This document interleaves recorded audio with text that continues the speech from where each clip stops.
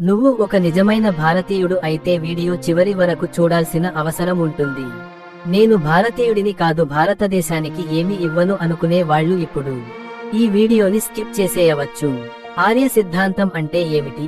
ఒకప్పుడు దక్షిణ భారతీయులే ఉత్తర భారతంలో ఉండేవారని, వారిని విదేశాల నుండి 1500 BCEలో వచ్చిన ఆర్యులు దక్షిణానికి తరిమేశారని, వేదాలు, హిందూ మతం కూడా వారే భారతదేశానికి తీసుకువచ్చారని, బ్రాహ్మణ వర్ణం కూడా వీరితోనే మొదలయ్యింది అని ఈ సిద్ధాంతం చెప్తుంది. దక్షిణ భారతీయులకి ద్రవిడులు అని సిద్ధాంతం పేరు పెట్టింది. ఆర్యులు తెల్లగా ఉంటారు, ద్రవిడులు నల్లగా ఉంటారు అనేది కూడా ఈ సిద్ధాంతంలో ముఖ్యమైన భాగం. ఈ ఆర్యన్ సిద్ధాంతంలో చాలా రకాలు ఉన్నాయి. వీటిలో ఆర్యన్ దండయాత్ర సిద్ధాంతం గా పిలువబడే అత్యంత ప్రమాదకరమైన రకం నేను వివరించింది. మరీ మూర్ఖులు తప్ప ప్రస్తుతం దీనిని సమర్థించే చరిత్రకారులు ఒక్కరు కూడా లేరు. ఈ ఆర్యన్ సిద్ధాంతంలో లోపాలేంటి, అది ఎందుకు పూర్తిగా తప్పు అనే అంశం మరోసారి వివరిస్తాను. రాముడు, కృష్ణుడు ఆర్యులు, రావణుడు, నరకాసురుడు ద్రవిడులు.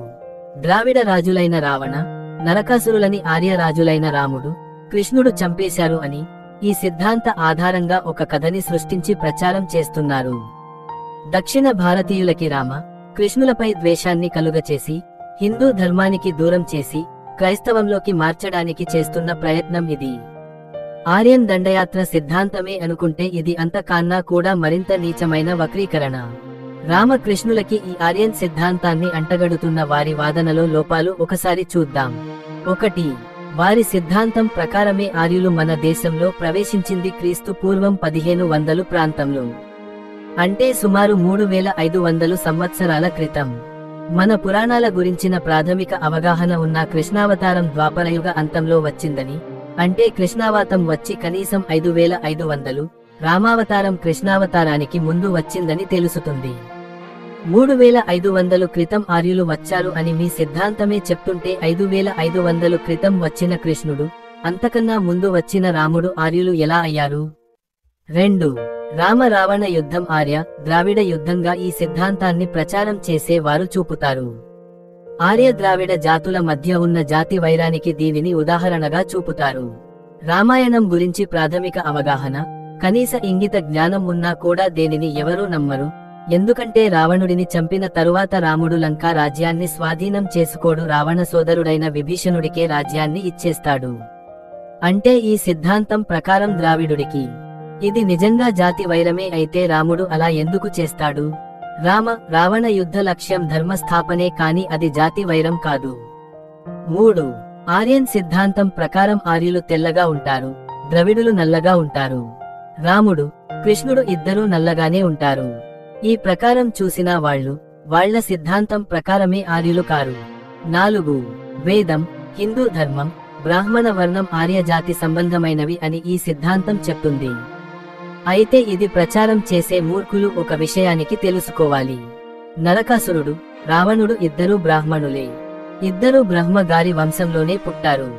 పైగా రావణుడు శివభక్తుడు, గొప్ప వేద పండితుడు. శివభక్తుడు, వేద పండితుడు, బ్రాహ్మణుడు అయిన రావణుడు వాళ్ళు ప్రతిపాదించిన సిద్ధాంతం ప్రకారమే ద్రావిడుడు కాదు. ఇటువంటి ప్రచారం చేసే వారి లక్ష్యం దక్షిణ భారతీయులని హిందూ ధర్మానికి దూరం చేసి క్రైస్తవ మత వ్యాప్తి చేయడం. ఈ ప్రచారం వీరితో చేయించే వారి లక్ష్యం మన దేశస్థులని ఉత్తర, దక్షిణ భారతీయులుగా మానసికంగా విడదీసి తరువాత దేశాన్ని కూడా ముక్కలు చేయడం, దేశాన్ని నాశనం చేయడం. ఇక నా ఒపీనియన్ ఏందంటే మతం మారడం అంటే కన్న తల్లిదండ్రులను మార్చేయడమే అని అర్థం. అలాంటి వాటికి పాల్పడొద్దని చిన్న విన్నపం. గవర్నమెంట్ పరంగా మీకు తెలియచేయాల్సింది ఏందంటే రానున్న రోజుల్లో హిందుత్వాన్ని వదిలి ఇతర మతాల్లోకి మారిన వరకు రిజర్వేషన్ రద్దు చేపడుతుంది. మొదటి నుంచి అదే మతంలో వాళ్ళు ఉంటున్నట్టు నిరూపించుకోవాల్సిన అవసరం ఉంటుంది. కనీస సంవత్సరాలు గనక నిరూపించలేకపోతే రిజర్వేషన్లు రద్దు అవుతాయి. దయచేసి ఇది గమనించి రాజ్యాంగం పరంగా నడుచుకుంటారని కోరుకుంటూ జై హింద్, జై భారత్.